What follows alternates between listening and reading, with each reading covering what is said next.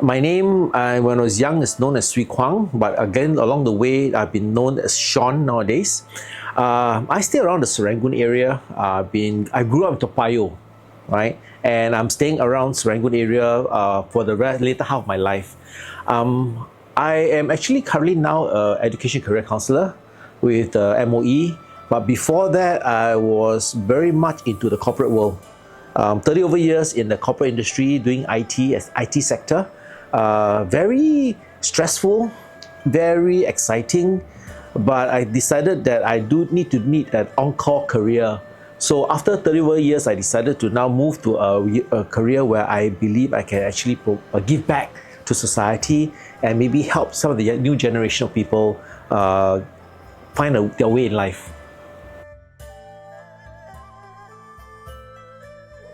When I was young, I was staying in Toa Payoh. I used to stay in this place called Sime Road, in this established called Air House, because my dad and mum was working for the Air Marshals at those days. That was along, now I think it's a little bit rebuilt the area already, but Sime Road is the Island Country Club golf course, the area. Then I think at the age of 7 or 8, I started moving to Toa Payoh. I stayed in Toa Payoh. I still remember my flat I was staying in block 51. Was on the, I believe, the 7th floor of block 51. It's a 2-room apartment and there were a few of us staying in there. We were very cramped in that place, but a lot of loving memories. I remember those days at block 51, every time every afternoon, I'll hear the rojak man coming with the horn. Pop, pop, pop, and I'll come and I'll run down and buy my favorite rojak. Every Saturday, there's a cha tau kueh lady that comes. 50 cents. What else can you get? 50 and 10 cents more for an extra egg. Wonderful memories. Had a great time there. Then I think after a few years, we bought our own place in Toa Payoh at block 204 there. That was behind the Shells. It's still there today. That's where I actually grew up. The formative years were there. When I was in RI, I was at block 204 there. Those were fun days.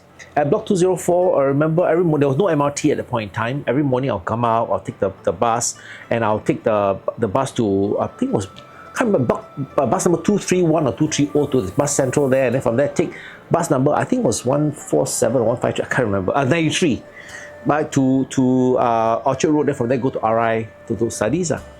And those were my fun days growing up in Toa Payoh. Oh, primary school. So primary school, I was in this, now it's at Mount Avenir Hospital there. It used to be a school called Braddell Rise Primary School. In Braddell Rise Primary School, interesting is my whole family. I got siblings. I got 2 sisters and 2 brothers, all older than me.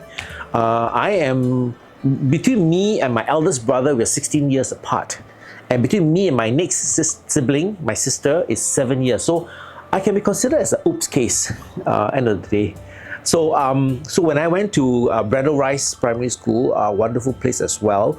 I remember my brother, who was really working at the time, he would actually fetch me in his Ford GXL car, and he'll drive me in the morning. I'll drop off, I'll get to school. And that school was on a very hilly kind of school, Braddell Rise Primary School. I still keep in touch with a lot of my friends there today. But that school was great because I remember all the canteen, because of my siblings all been through that school, so the canteen aunties and uncles all know who I am because of my previous famous or infamous, I don't know, my siblings, so you know who I was. But it was a very nice place.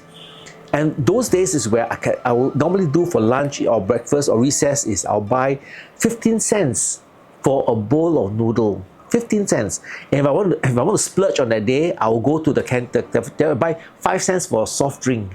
Or if I want Magnolia milk, is 15 cents also for Magnolia milk for the drink. But my allowance every day was about 25 cents a day, which is not too bad at those days considering. But again, I was one of the more fortunate ones at that point in time because I was the youngest already. So I had a bit more pocket money, you call it. But it was fun. Actually, interestingly enough, when I was in Braddell Rise Primary School, I grew up, I was one of those nicer, or I won't say nicer, but more disciplined kind of kids. I was very reserved. I wasn't very playful. I was a prefect. I was made a prefect. We were interestingly enough, how I was made a prefect was, funny thing was, I was in primary 4. Typically, the prefects are picked when you're in primary 5. So one day, the discipline master came to my class and said, when I was in primary 4, he came to class, okay, here we're going to pick prefects because I've observed a few of you here quite okay, and we're going to nominate prefects. Then he brought us out. Then he asked us, okay, so which primary, which class, primary what are you? Oh, we're primary 4. He said, wait a minute, how come primary 4? I thought you guys are primary 5. I said, no, we're primary 4. Okay, never mind, we'll make exception. So that's where we were I think the first batch of primary 4 that became prefects, but it was fun. So I remember those days as prefect, during recess, my job was to keep the kids out of the classrooms. And I'll stand at the door there, a big authoritarian person with my badge here, very proud of myself. And I'll just tell them, out, out, out. You know, that's what I'll tell them. They're coming in, out. When they ask for permission, go in, I'll look at them and say, okay, fine, you go and take. They come out. Then I'm going to chase people out. Those are the days. And we were a bit more 斯文 than other kids. There were kids who, this game, I don't know if you remember, police and thief, right? We will catch people and you know, kind of thing. And so there were people who were playing very rough. They were like, you know, grab the fellow by the neck and pull the t-shirts and all that. But as prefects, and a few of us played the game, we decided on a new rule that just as long as we touch you, you're caught. So it wasn't that rigorous or not that aggressive, but it was fun. I mean, we had a good time, right? But yeah, those are days of growing up. And studying hard or not hard, somehow I managed to be always being maintained as the number 1 and number 2 in school, first and second in class. And my nemesis was this lady, this girl. I still remember her name. Her name was Quillian. She's actually either the year she get number 1 or I get number 1 and she get number 2. Either one, we will take turns. And I think in the P6 there was another guy in the other session, another guy called Yong something. Can't remember his name. Also 1 or 2, 1, 2, 3. So between the three of us, it was 1, 2, 3. I remember that time where we decided which school to go to. My sisters told me that, hey, you know, this school called RI sounds like a good school, you know, give it a try. So I said, okay, fine, I don't mind trying. So I was trying to convince my friends to try, but in the end, I was the only one got into RI, and that's where I remember in class 1F, I believe, not exactly the top class, but I was in class 1F. So it was a very interesting time when I had in RI.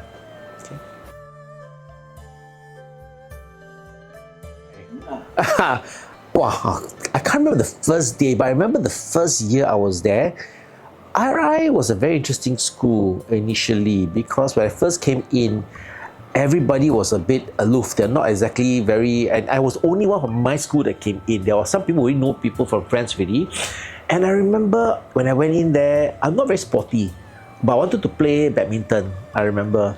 And when I was I wanted to buy a badminton racket. I still have a brand new badminton racket. I wanted to join the badminton club. So when I went into the activity for those trials and all that, I took a few jab at it. And then one guy called Michael, I think my senior, came in. And then I remember he said, hey, can I borrow a racket to play? I said, oh, sure. I was still a young guy, right? So I gave him a racket. And by the time he gave me back the racket, I was so upset. You know why? Because the racket, he gripped so hard that his finger grips was on the racket. I still remember that day. I was so upset about it because it's a brand new racket. I haven't played it yet. But again, I didn't mind because at the end of the day, but however, I wasn't too good at badminton, and that's where scouts came. And I decided to join the scouts instead. It was very enjoyable because the scouts were very friendly. They came, they talked to us, tried to recruit us, and I became a scout. 2101 scout group. I mean, RI, the scouting group, very fond memories. Until today, to be very frank, we still keep in touch. We still are a group of our classmates are still around. So in scout group, the 01 scout was very unique because we are one of the oldest, we are the oldest scout group in Singapore. 02 was the other group that was formed.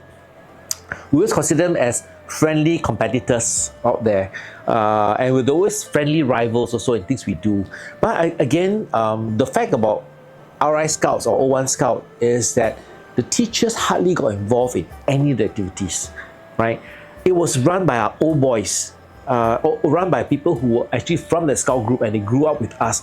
That's why there was a sense of camaraderie, very strong camaraderie with everybody in the group. We learn from our seniors what they have gone through. They tell us that there are trials and tribulations they're faced. They were very supportive of what we do, and we any issue, any work, we will go back to our scout den. It's like a second home to us.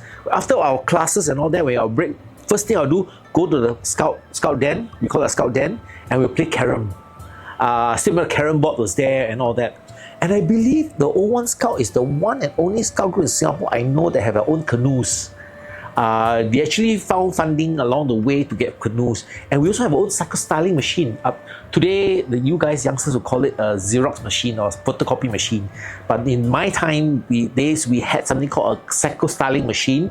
Basically, we got to type into carbon paper what you want to print out, or you can draw, carve onto it, put into this little drum, and then you start rolling the drum and start printing out papers.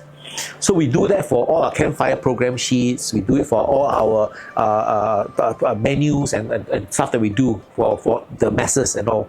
So it's very interesting. And of course, in 01 Scout, because it's a uniform group, we were taught how to run a proper meeting. So we have things like, having a chairperson sitting there, we have a secretary writing things. All these kind of stuff is mimicking the actual real business world we know today. And that's where in that meeting was run very professionally, because as I said, the seniors are all people who are working or that they come back to help the scout group and groom all of us. And that gave us a real taste of what the real world is about. So we had minutes of meeting, we've got addenda, AOBs, and all the things that pick up.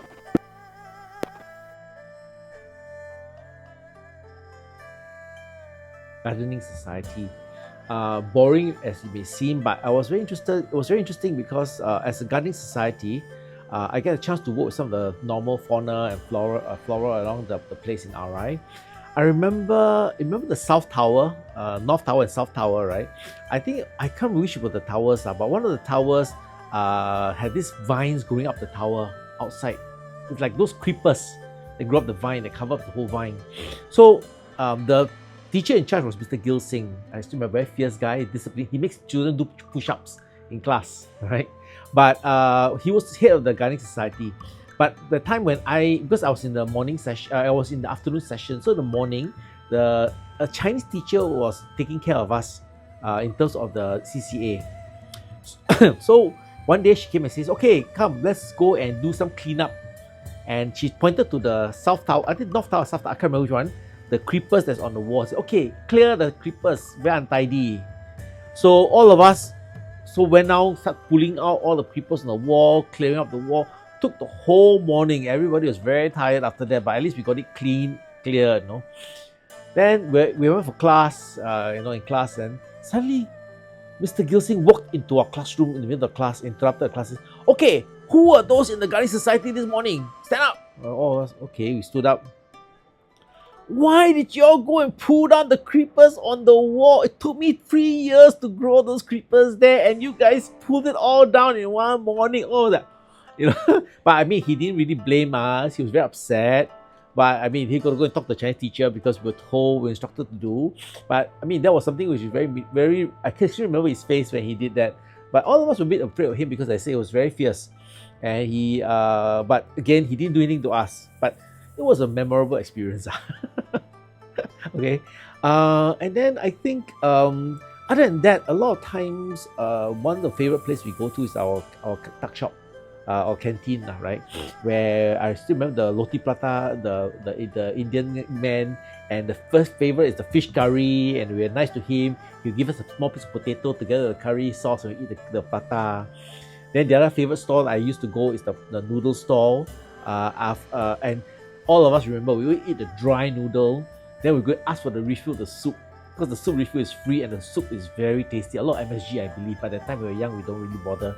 So we always buy dry noodle. I think it was 50 cents a bowl. And after that, we will always go back 2 or 3 refills of the soup. And he was very happy to give us the refills. So I was very happy with that. So I mean, those are the memorable days we had over there in that place. The funny thing is, right now, as an education career counselor right now, MOE is sited at Grange Road campus. So I went back the other day, it brought back a lot of memories. But however, the place has changed quite a lot. The den is there no more. They've refurbished the den to become some offices or classrooms. Then the track was also not there anymore. They built a new building right on top of the track. the running track. The swimming pool was also gone. Those were the days also. I remember in secondary school, I didn't know how to swim, so we were all forced to swim. And as the class for those swimming lessons, they will go for the main pool. I and a few others who can't swim will go to the children's pool, the wedding pool in there, and we will try and play water there. We will already try to swim, but the swimming pool today is gone. It's just a lot of meeting rooms there, and it's been filled up to all the grass patch already. So, but again, place brings back a lot of memories. To be very frank, I'm one of those who like to play a lot, study as little as possible, and just get through my exams. But again, the place I used to go to was also the library, Hullard Memorial Library, which is on the third floor of the science block upstairs, right? And that library itself is interesting because they kept stocks and stocks of the Britannica Encyclopedia. Remember those days when we do research, we got to go and look at those encyclopedia and flip and all that. So we had to go and look. We don't have things like Google those days, so we had to go and look at pages and page encyclopedia. Almost wanted to buy a whole encyclopedia back home as well, but it was not cheap though. But it was fun. And the library itself brings back a lot of memories there as well. I didn't spend too much time in the library, but as I said, I'm not one of those that play a lot. Most time as a scout, then playing carom. Yeah. And one thing as a scouting in RI also interesting is that behind that block, we used to have those rack poles for building, we call it pioneering project, where you start using those bamboo poles, not bamboo poles, those wooden poles behind, they stop behind, and we use that to build all the pioneer projects. They call it pioneer projects. We did that. It was very fun. And I think during scouting days as well, I remember we actually have those campfires in RI. We try to be as innovative as we can. I remember the time where we had to go to the third floor, tie a string up to the third floor, and then we have somebody up there light a fireball, and the fire. Then when the computer says, "I now declare the campfire open," the fireball will shoot down from the sky, falling a thread right into the campfire, and it bursts into flames. Very impressive. We did a lot of that, and we even tried playing with chemicals to see whether we can get different color chemicals on the fire as well. It was really fun. Also near RI, today I don't know it's still there or not. There's one part in RI, if you move further up a little bit, you can come to a place where they actually have a lot of bamboos growing. And we'll go and chop bamboo. Those days I remember when I was in Sec 1, Sec 2, we go behind and chop bamboo. Because bamboo grows very fast, so it's not that whatever. So every time we go there, it'll be fresh abundance of bamboo there. And after finish chopping bamboos, I remember my hands were full of all those bamboo hairs on my hands everywhere, on my clothing everywhere. But it was fun because when we chop the bamboos, we cut the small pieces and we bring for our camping trips, and we will make bamboo rice. Unforgettable moments where you make bamboo rice in the bamboo hut and all that. And black tea. I don't really drink tea, but I still remember we had to boil tea because we can't make coffee those days. We make tea, and the black tea was. Today I still remember the taste. I don't really enjoy tea, but I still remember the taste of the tea. It's one of those memories that reminds me of those days where we had a lot of fun with a lot of good friends and all that. In RI days, when I was studying, Sec 3 was a little bit playful, but Sec 4 of course got a bit more serious and do a bit of studying. What really woke me up one day was because I remember we were playing around, and one of my friends, his name is Johnson Lee. Today, still a friend. I still keep in touch with him. One of those smart guys. He doesn't study, play. So I play with him at the time. Then when the class test came, I remember I scored very badly, and he was getting A's. What happened? How come he didn't study and he can do so well, and I didn't study also? And I was like, bottom of the rung. So I realized certain abilities of people. So I realized, okay, I have to do a bit of studying. So I did do a bit of studying here and there. I didn't score very well, but I managed to get back to RJC after that as well. So I was quite happy with that because of the bonus points and the affiliation and all that. So I was quite happy with that, staying back in RJ. One day, one guy came with taking photographs in the class. So we're wondering what he's taking photographs for. And another time, they came out with this publication for some English curriculum thing. And both me and Raymond were right at the front cover. In there, I don't know if I still kept the cover or not, but I still remember. So it's quite interesting. That was one of those stuff that we were at least publicized. Our faces were published.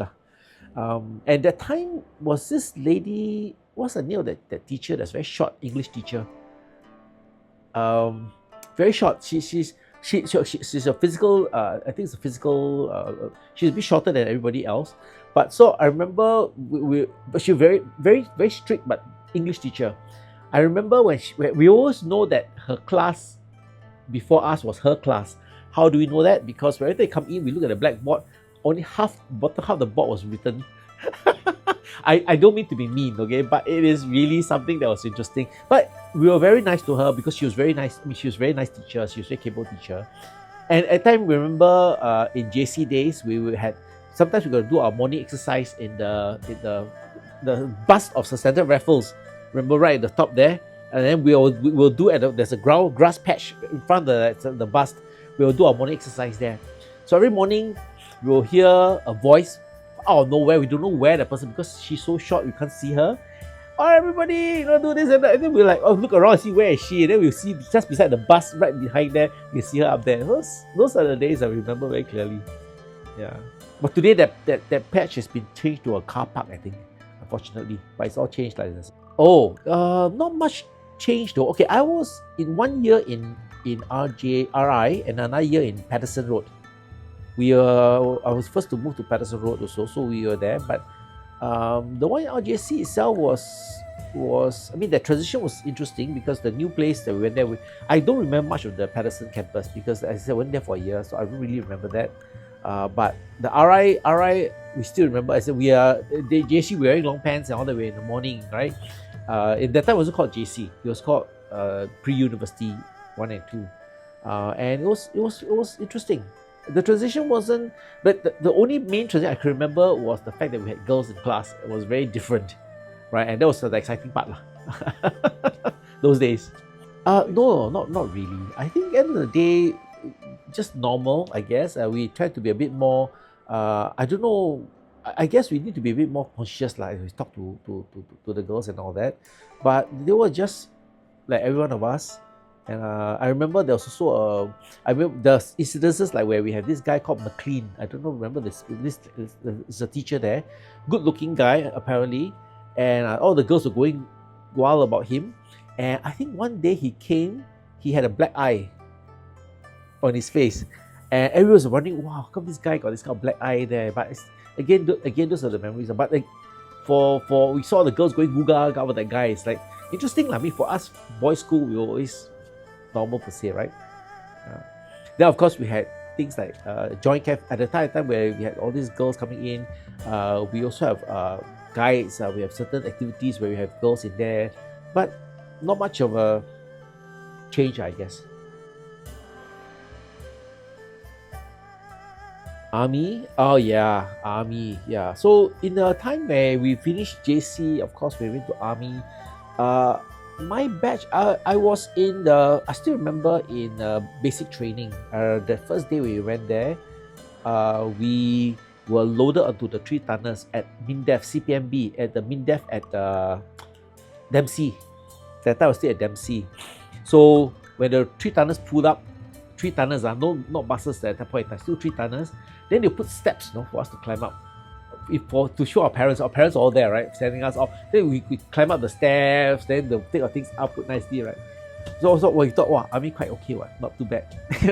When the 3 tonners reached the camp, oi, all out! All jump out! Then the reality came about. But Army wasn't that, I mean, initially, but come to think of it now, I can tell you, every time all the guys go out, we will talk about Army days, right? But when we're there, it's no fun. I still remember the BMT days, we will do all the kinds of training. I remember we had to do leopard crawl on gravel rocks. And by the time we finished crawling back and forth on the gravel, we couldn't know whether it was tears or sweat that came up from the face, okay? It was terrible. And the trainers at the time was quite demeaning as well. They can be shouting words at you, they can make it's very derogatory type of remarks and all. So I was very determined to say that if I were to become a trainer or next time whatever, I'm not going to do that. And true enough, I was fortunate enough to be selected to go to OCS. So I went for OCS training. And during the OCS training itself, It was very, very tough. At that point in time, no such thing as limited 20 push-ups a day kind of stuff. You can have up to, there's no limit to the number of push-ups they can give you, and you have to pay back before you can book out. So if you accumulate 200 over, you have to take your time to pay back. Every evening, nothing to do, go report to your trainer or whoever it is. So permission to push-up. Then you start counting. Then your credit will go down. You pay back.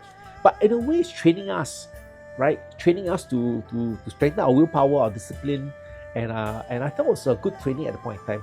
I think today's army, if I'm not mistaken, can't do more than 20 push-ups, and that will be, you can complete the OO officer and all that kind of stuff. At the point in time, my time, no such thing, and we had to do all that. And in fact, I think if you remember our time, we were wearing Temasek green when we first went in also, right? And we had to polish our boots until you can see our face shining on the front of the boot, where we used candle wax and all. Instead of resting, we were polishing our boots. I think ever since Lee Hsien Loong came in and then he went into the army, he decided to change a lot of the things there, which is good for all of us. And that's where the new camouflage uniforms come in, where you don't have to blacken boots good enough and all that. Those were the days, as I said, a lot of training that I gone through that. And after I finished my OCS, and because of the fact that I promised myself that I will not be as derogatory to other people as that, and I kept my cool about that, my mentor says, okay, I'm going to put you to OCS. So I asked him, why me for OCS? They said, oh, because you don't use vulgar words. I said, okay, you're a gentleman. Okay, fine. So I went into OCS, and since then, I think today we still keep in touch with some of the cadets. They keep in touch with us. You will see me training. You see me training all the guys. I know during the breaks before in between cadets, right? We will have because I got a driving license. So I went for 3-tonner, this rover driving training, converted my private license to an army license. So the conversion was quite fun. We took a Land Rover out. Supposed to drive for how many thousand kilometers? How many hundred kilometers and all that for training. So we went there. The sergeant brought us there, and he said, "Okay, come, let's go for coffee, sir." I said, okay, go for coffee. Other coffee, any? Okay, you pass, sir. I was like, okay. But it was good. I mean, we did learn the things. So ever since then, wherever the Land Rover is available, we will borrow Land Rover and we will go around, do recce. So it's kind of fun. Correct. Yeah. Just get it done now, right? End of the day. But I think army discipline was really, really good for all of us. I remember the one thing they mentioned about is it's not the strength, your physical strength, it's the strength of mind. That matters a lot. Because I remember the last one, I think, was it exercise Cobra, where before we pass out. It's a 5-day exercise in the islands. I remember we did a night assault. Then we will land, and then we will do trench digging. It's the entire complete exercise. We do block exercise, retrograde exercise. Then in the end, we do a final assault on the hill. That's the finale. 5 nights of continuous exercise without sleep. It was like, and we were supposed to lead the men while we are having the kind of meditative attitude where we now rest and all that. And we know that if we give up, the whole team is going to go haywire. So the kind of training really helped us to think very differently when we were studying at the point in time. That really woke all of us up, I guess. And that's why when we went to the universities, I think the way we think is very, very different already. We've seen so much of these things that goes on, right? And how people can provide the kind of discipline, the kind of mindset to have to be able to lead and be able to, even though you're so tired, you cannot say you're tired. You still got to motivate the men to do what they need to do, right? Because if you give up, that's it, gone. So yeah, it's good training. The discipline part, the mindset part, because especially when you're doing running, I remember when you're doing those physical exercise, when it comes to physical exercise, my mind is almost give up. I can't want to give up. I just want to give up. Maybe at times people just keep me out of course, easy. I've been many times, I think you had this kind of thinking where you're doing that as well. But it keeps saying, no, keep on trying. That really trained a lot, right? I remember there's this PTI, Sergeant Ivan. Do you remember him? I'm sure he trained you as well in OCS.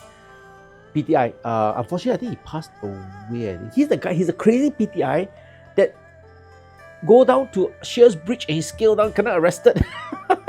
But he's super fit guy. But everybody respected him. Why? He literally trains you very, very hard. But he knows his limit. He knows he'll push you to a limit and he'll stop. Then after he tell you, gentlemen, congratulations. He treats you with respect because you know that you're training officers, right? Treats you with respect. So after everything, after Ivan's exercise, although it's very tough, all of us feel so good because we felt appreciated. We felt that we achieved something because he made it that way. But and there are a few other PTIs who does the training for the sake of just making you shag, But that guy really lifted all us. We respected him a lot. But I think he got hit with some kind of some degenerative disease or whatever. It was quite sad, and I think in the end, I'm not sure. I think he passed. I'm not sure where he is today. But that's army basically.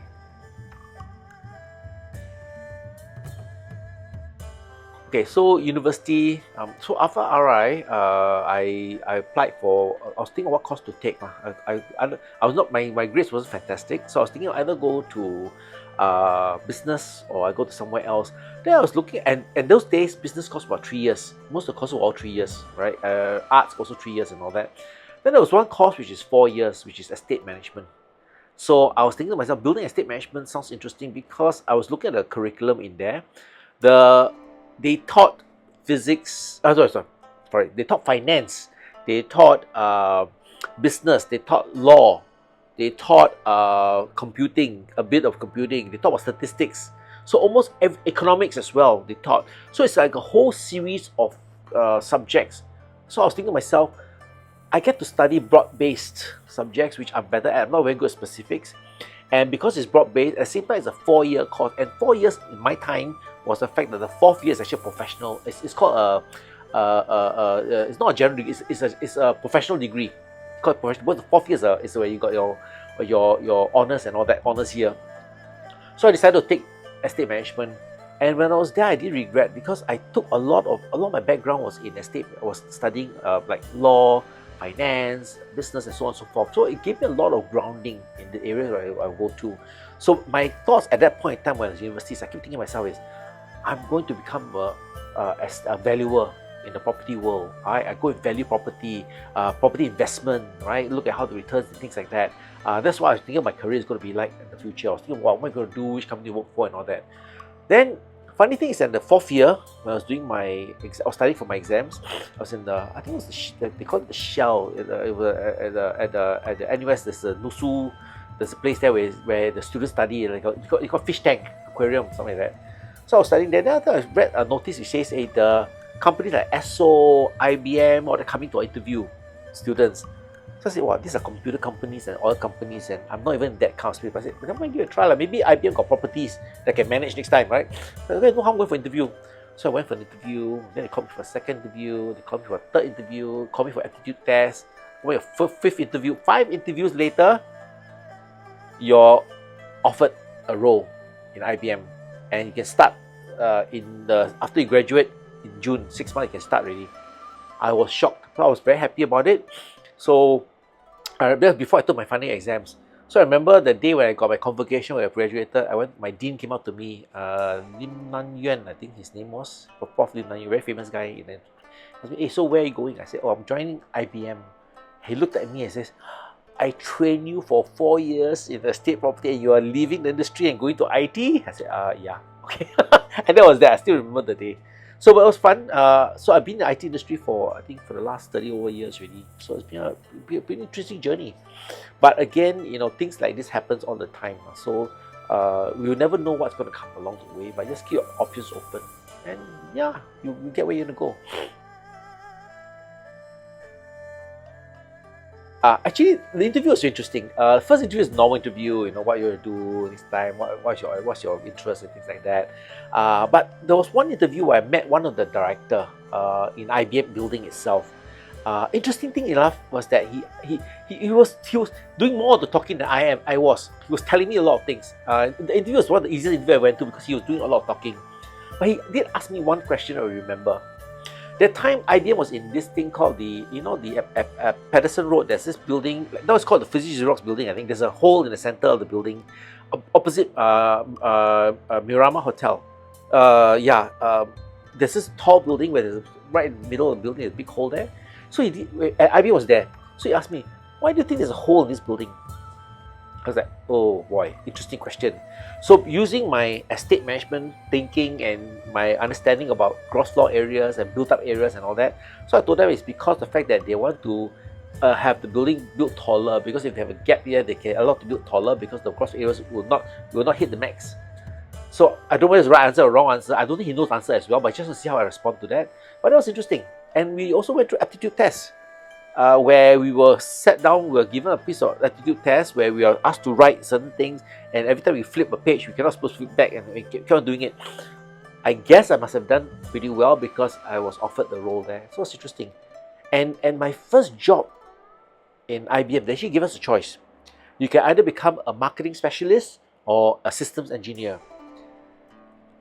Those days, I was still, fresh out of school. I was thinking to myself, how can I become a sales specialist or marketing specialist if I don't know the product? Common sense, right? It says, I should know the product first. So why don't I become a system engineer to understand the product first? Then I take on the sales job, because I always want to do sales. So then but mistake at that point in time. So when I do system engineering work, I do things like C programming. I got to do system engineering work, a lot of technical stuff, where I got to pick up very quickly and all that. And at the end of the day, I managed to do some coding. I wrote some codes here and there for the bank itself. Until today, I think you see, no codes are no more in use. But those days in Postbank, they were using some of the micro machines, where the check reading machines. Some of the codes actually helped write some of the codes there. But after two years or 3 years in that role, I couldn't take it. I asked for a change to marketing, and they gave me a change. I moved to marketing. Then ever since, I never looked back already. From marketing, I went to sales in Compaq Computers. From Compaq Computers, I went on to join HP Hewlett Packard to do services, and so on and so forth. I went to Oracle, and did another company called Service Source, and all along in IT, I guess. Never looked back. Who would have known that after all 30 over years and all that, today I'm an education career counselor. So, in this theory, there's something called happenstance theory, whereby you never know what's going to happen. You can plan for something, but something will always come out of the blue. And if you are looking for opportunities, you will see it. But if you are so dead set on what you're doing and not looking, keep your eyes open, nothing will come, right? You heard this guy called Simon Sinek, right? Simon Sinek, he's one of those thought leaders who writes a lot of books, a book on why and all that, right? He made a comment. He says, the human brain is very interesting. You can never tell the brain not to think of something. And for example, I tell you, okay, Ming Fu, don't think of pink elephant. What comes to your mind? Pink elephant, right? Comes to your mind. So what he means is basically is that if you are, another example he gave was, if you are skiing down a slope and you tell the skier, watch out for the trees, don't hit the trees. The skier first thing is going to look, so keep looking out for the trees, and likelihood you hit the trees. But if you tell the skier, look for open paths when you ski down, your eyes will be looking at open path, and you're higher chance of looking for path rather than trees, right? And your higher chance of clearing it. So the idea here is, if you look for opportunity, you see opportunities. But if you're not looking for it, and that advice is a very strong, very sound advice, and I've been using that advice for a long time. So I always tell people, some people will say that, hey, this guy is very lucky, that guy is very lucky. I'll tell them, it's not because he's lucky. It's because that person is very optimistic, very positive. And if you're positive, you attract positive energy. People like to talk to positive people. And when you talk to people, you bring a lot of opportunities with you, because they'll tell you a lot of things and you get to know things. That's why you're so lucky. But if you're very negative, people don't talk to you, opportunity won't come to you. So that's why I always believe that, and always try to keep open mind what we do.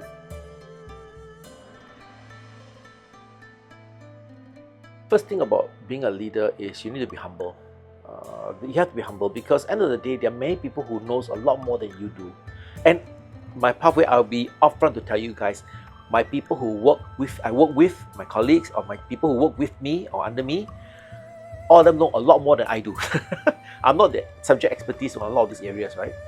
But what I do, my job, whenever I given that role, is to try and assist them, to help them out, to make them shine. A lot of people have this thinking to say that, okay, since I'm the leader, I have to do the best. I have to better my team. Or not, how can I be a leader, right? I'm not better my team. But that thinking is a bit flawed. The reason for that is very simple. I would rather be known to my boss. If my boss talks to me and says, hey, Shaun, I know your people under you, you got very good people working for you, no? And they still work for you. Would you rather be known for that? Or, hey, Shaun, your people are not that good, You're good, no? But your people are not so good, no? Which one will you be known for? I'd rather be somebody who says that good people want to work for me than to say that people not good wants to work for me, right? And it automatically reflects on me as a person. So the way I achieve that is very simple. Every time my team does something or they come up with me a problem, whatever, I will encourage them. I'll give them certain suggestions. If I believe that within the framework, within the guidance there, they allow room for error, I'll let them do it and encourage them to do it and give them a lot of empowerment. Because by doing that, they will shine. And every time I do something, I'm very proud to go and tell my boss, hey, look, my team, this guy did this, this guy did that. And because of that, a lot of times it helps to give the kind of confidence that my team have, that I will not take their credit for, first of all.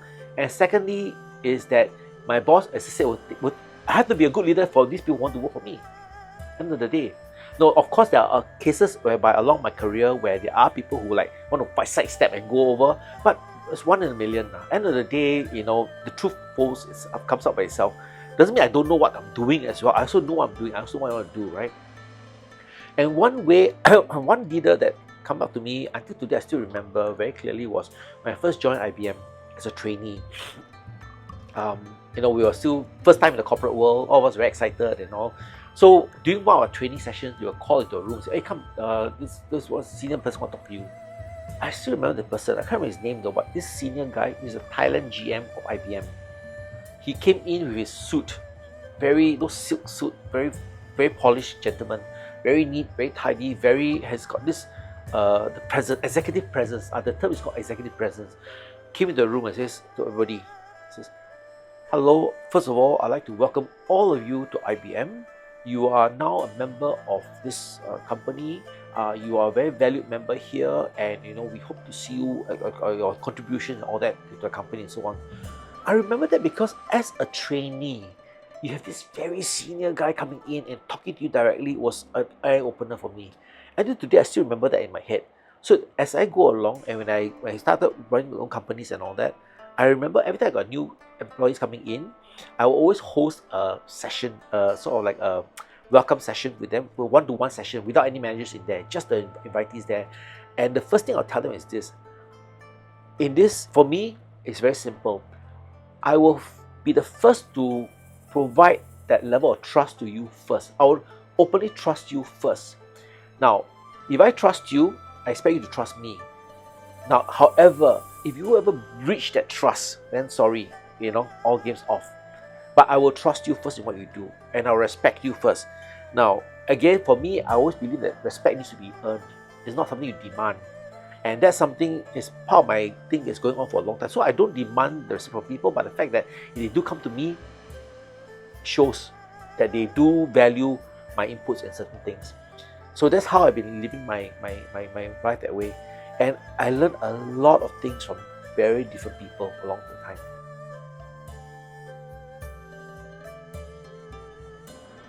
And this is something which I don't know whether other people do it or not. I have something, I call it an open kimono.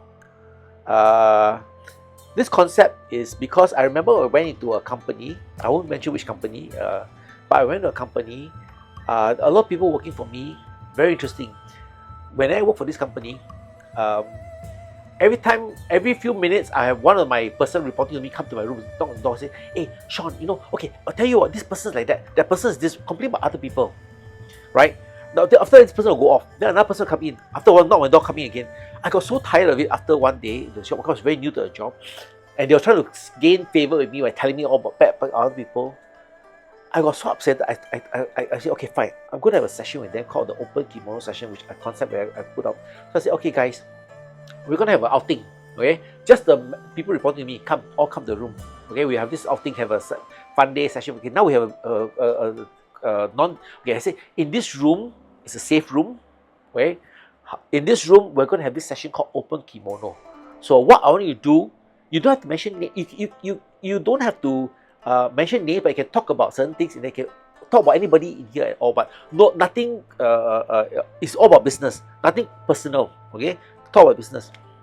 So But Sean, are you sure you don't do this? Because it's not very nice, right? How can we talk about each other? So I says, okay, you don't start. Let me start. I said, okay, so and so.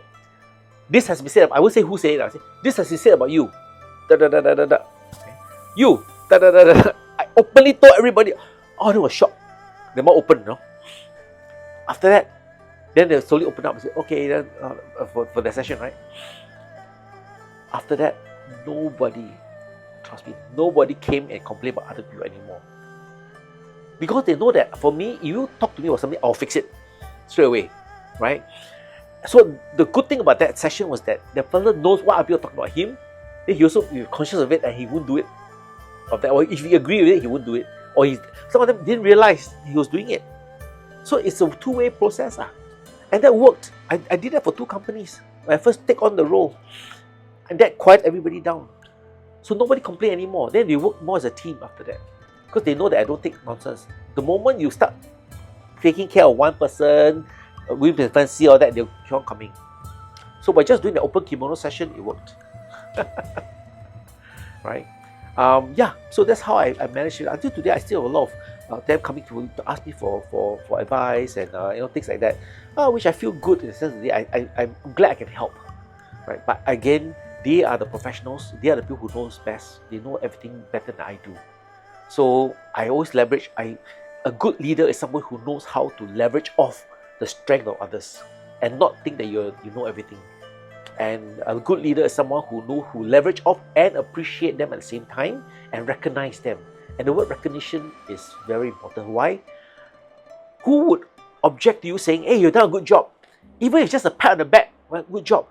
Everybody appreciates that, no matter how small it is. Who would reject that and say, oh, no, right? I mean, if I have to say, hey, good job, just by the way, I'm also very happy. So if you can, give as much praises as you can, right? Be authentic about your praise, of course. Don't go and, but be authentic about it and just tell a person on the back, even how small the thing is, they'll appreciate it. The last round I had when I was doing which was this company called Service Source and Center, right? I decided that I was actually looking for another role in the Asia Pacific, a bigger role already. So going for quite a few interviews at that point in time, but unfortunately, COVID struck. COVID came, and all the companies all pulled out. All the Asia Pacific team all pulled out. So the roles we were discussing, all that went off. So at a period of time, I was like, okay, fine. I quit the job already in the first place. So I said, fine, nothing much I can do about it. Then, interestingly enough, I saw, and I took up things like career facilitation. I took the ACLP, which is the Advanced Learning for Performance and Certification, right? And coaching. So that one allows me the facilitators train the ability to train at workshops, and still go other skills futures. So I took the certification, I got it, and I wanted to create my own workshops along the way, and then run, which I love doing, right? That's one of my things along the way. I love running workshops and all that. Then when I saw an advertisement in MOE talking about education career counselling, and I said, okay, why don't I apply for it? I might apply in November. After I didn't hear anything about it, I said, okay, fine, just a good try. April, 5 months later, I got a call. I still remember. I think I was at a room or whatever. Call. Are you still interested? I jumped at the opportunity. I said, yeah, of course. And so that's all. The rest is history. That's where I am today. And I wanted this role because I felt that working with people in my corporate world, I have met a lot of people, young people coming in, because my time, the source agents are all very young, much younger than me. And a lot of them were like trying to find their way in life and all. So I thought this is a good way for me to give back to society also. And I really enjoy myself here. And under here, I go through training and all that. At the same time, hopefully I can provide some counseling guidance. I don't get advice, right? But I help the students think about what kind of pathways they want to do, what kind of careers they want to go to, help them to have an open mindset. I do a lot of design thinking concepts with them as well. Design your life concepts with them. I try and do some workshops for them to try to help them to open their mindsets to know that the world is their oyster. They are the ones going to change the world. So they have the they are empowered to go out and look, right? And don't have to wait for opportunity to come. You can actually create opportunities as well. So that's why I try and do that for them.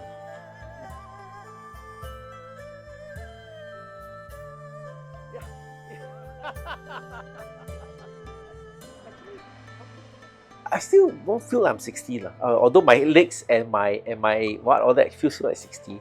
But however, you're right lah. Age is catching up. But there's so many things I want to do still. My wife is fantastic. She does a lot of the planning. In fact, she always thinks 2-3 steps ahead of me, and she will be the one planning about what to do and all that, and what to do for the old folks when we're old, and how do we take care of our kids, how to support our kids and all that.